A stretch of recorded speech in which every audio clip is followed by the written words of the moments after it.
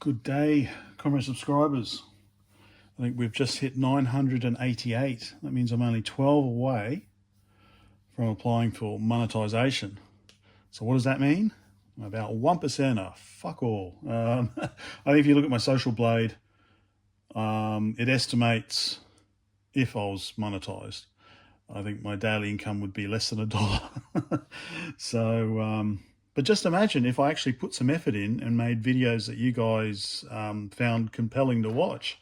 Yeah, unfortunately I don't really have time for that at the moment. But I thought, okay, let's start today. Let's have a look at this ПК-02 or PC-02, because there is no C in Cyrillic, in Russian, I guess. Although this is, I think, Ukrainian. So PK, I think, becomes PC, and if you want to translate it properly. So this is the PC-02. So I don't know if it's called a PC-02 Lvov, because it's supposed to be an upgraded version of the PC-01 or the ПК-01 Lvov, named after the Ukrainian city of Lviv, apparently. But they didn't want to call it Lviv because of nationalism or something, I don't know. Anyway, so this is the ПК-02 or ПК-02 Lvov. Anyway, I don't think this went into serial production. So I found some information about it dated to 2012, where there were some photos of one. See, there's no date stamp, there is no serial number, there's no information at all on it, apart from we've got number 6 there. So it does look to be maybe experimental or test or something, and never really went through with things. So we've got this section here, which we've got additional circuitry under there. Quite a nice keyboard. We'll have a closer look at it in a minute.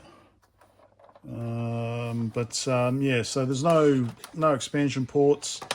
We've got power up here, and we've got that's a 5-pin DIN, and it'll be another 5-pin DIN. So one of these will be video and one will be cassette, I assume. Let's have a look at it's got some interesting indicators. I don't think, let's have a close look held here. So we can see lat, what's that, VX or V, no, it's kind of a, as in Kherson, VK-ish, VK or something.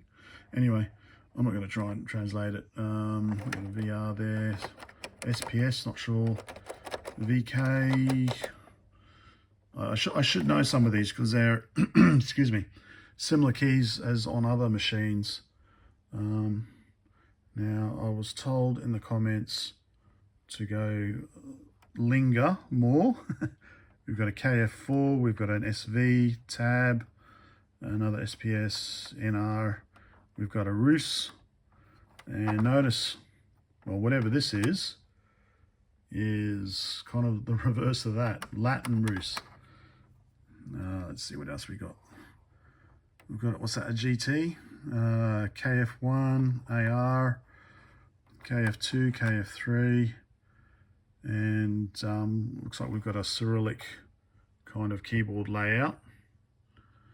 And we've got some interesting indicators up here. So I'm not sure what these are. They don't appear to be buttons.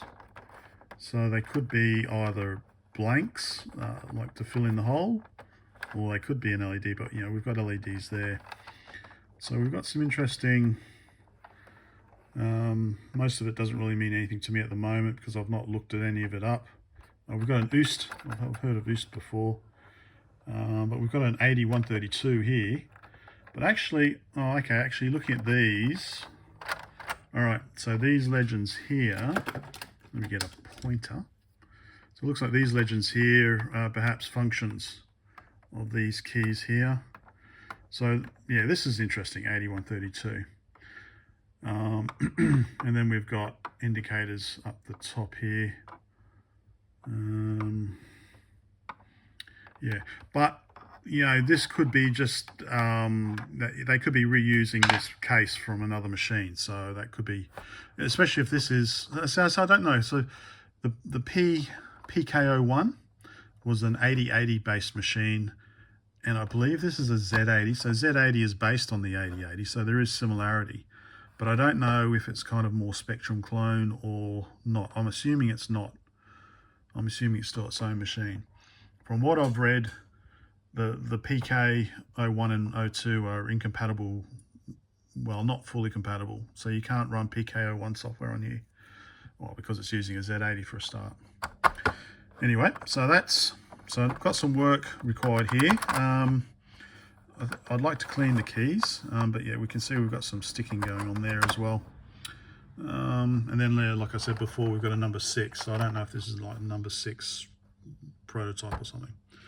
All right, so have a look at the back. On the back, we've got a power socket. I have seen ZX Spectrum clones in Russia with similar. And I do have, I think this is used internally on the partner as well. Between the power supply and the motherboard, we've got an internal connection using that. So I don't think this is something I can replicate here in Australia. So I might have to maybe put a DIN socket to get the power in. And then, yes, like I said, we've got, I'm not sure what this is. This could be cassette or this could be RGB, I don't know. So 5-pin DIN, and then pretty much nothing until we've got this one over here. And like I said, there's nothing else, no other. But that didn't stop the Robic, the Spectrum clone. It had an internal expansion interface, which was totally surrounded by case. Anyway, so like usual, it's a flathead. So let us open it up. So we've got a couple of screws. Doesn't look like there's any of the security earwax that they use to show that it's been not tampered with. So kind of makes me think it is, you know, it's not serial produced. So let's undo that one. And I'll undo these. We've got 1, 2, 3, 4, 5. I'll be back. Right, so just going to do it that way. Don't lose any of the screws. Quite long ones actually.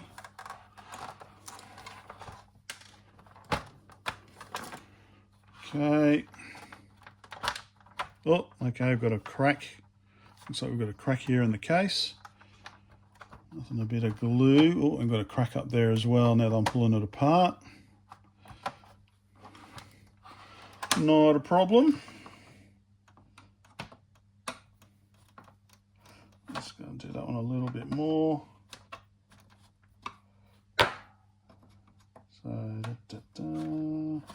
okay. I'll watch the time, got to start work soon. Be 25 years with my Nordic telecommunications vendor company that I work for on the 1st of June. Anyway, so let's very carefully, okay. So I have to be careful with that. I don't want to break that any further. Hey, okay. So it looks like it's quite rough actually. It's been quite roughly cut out. So I don't know if there was a number pad here perhaps, or some cursor keys originally, and they've just okay, I assume, yeah, okay, I assume we've had this sort of around the edges that they've cut off and then they've just covered up. So I assume number pad and cursor key arrangement was there.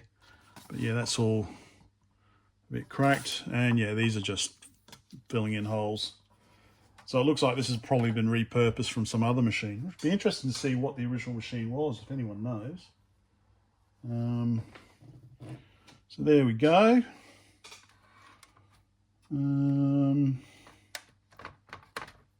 Two separate boards. What do we got on there? Anything? What have we got here? Okay, so that is 8080 base. Oh, there's a lot of ROMs.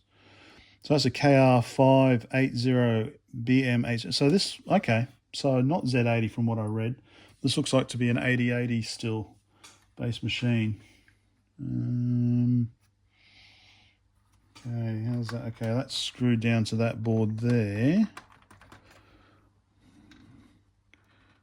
And, oh, okay. Maybe this is power. We've got ground plus 12 volts plus 5 volts. 1, 2, 3, 4, 4 connections. Oh, and minus 5 volts, of course, because it's 8080. So I guess maybe this one is cassette here on the left. In which case, is this RGB out then, maybe? Oh, because normally I've seen that as the power. Although it does say plus 5 volts here. You're probably saying, Brett, we can't fucking see what you're talking about. I think this all just lifts out. Let's just lift it all out, shall we? I meant to take that off.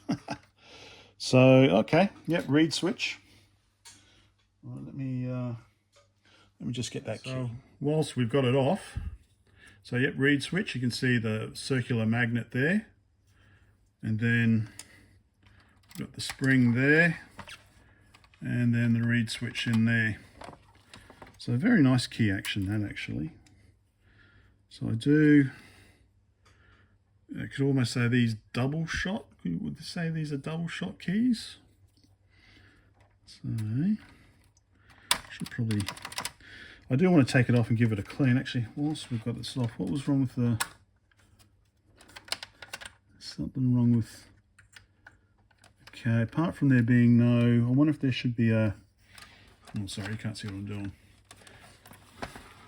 Just having a look at why the space bar was stuck. I wonder if there should be a spring in there.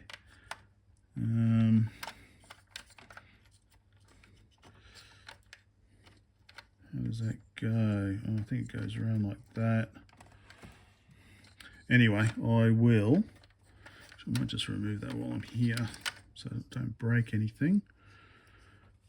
Yeah, but I think maybe a spring's missing. That's the problem. Which is not a problem. Will I be able to pull that out?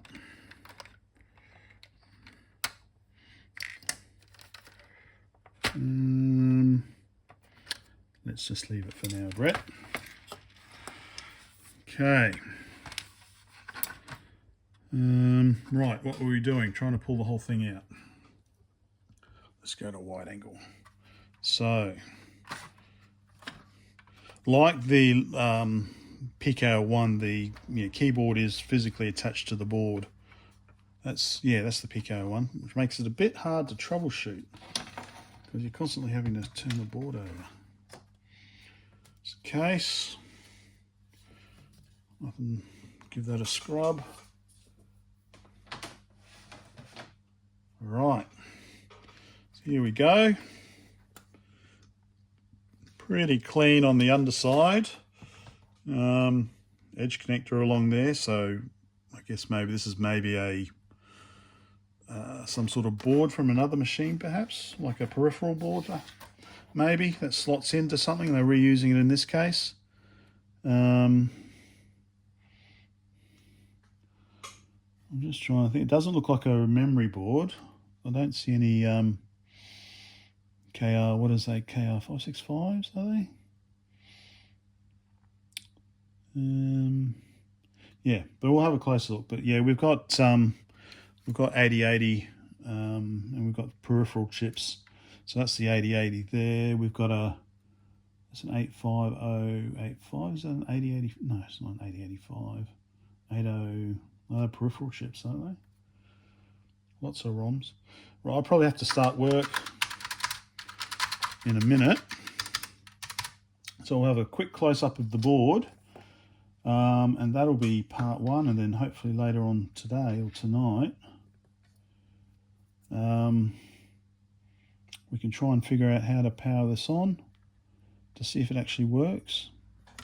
Okay, let's have a close-up. So there, I think that's the main processor. So an 8085 8080 clone, KR580VM80A. We've got a KR580VK28 there. So it looks like this is Soviet era. We've got 87 date stamps, we've got an 89 there, we've got a 90. So it looks like it all predates 91, got an 87, got an 88. So I don't see any, that one looks like maybe it's been, I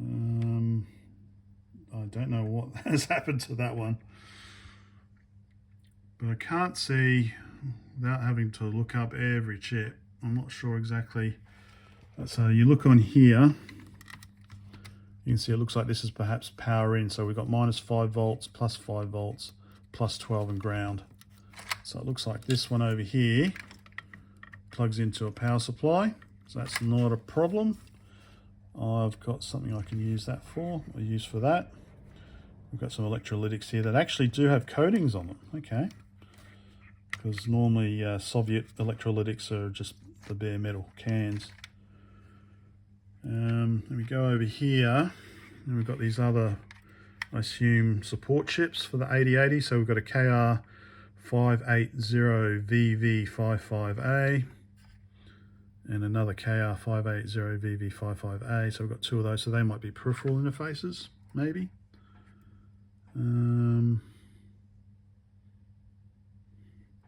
Go down. Oh, here's the memory. Looks like this is the memory down here. KR565. So there's the RAM, 64 kilobit. So 64,000 by 1 bit. 1, 2, 3, 4, 5, 6, 7, 8. So there's 8. So 64K there. That might be a PROM. Not sure off the top of my head, but we've got a lot of, by looks, EPROMs. All Soviet era, no Western. Oh, one that I can replace. Okay, and like I said, the keyboard is kind of screwed in. So they're, don't know. Oh, no, actually, all right. So they've done a micro B. So the keyboard is actually soldered onto the board. Okay, that's a bit better than the PK-01, which is two-sided. So looks like we made that. Is that a piezo, maybe? And then this here, I assume is cassette. And then this that I thought was power is maybe RGB, or that might be the video, maybe AV out. You know, RGB plus audio, perhaps. Flying blind. Not really sure. All right. Okay, well, that was a quick first look. Might be interesting. So I can power it okay. It's just trying to figure out how to get video out.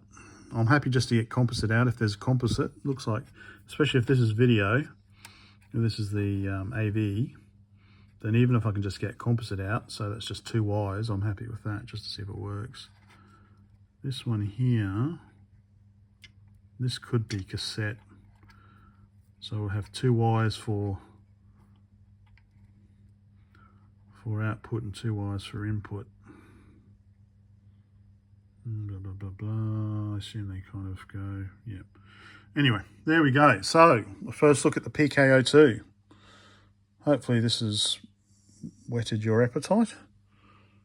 I don't know if there's any other videos about this sort of machine.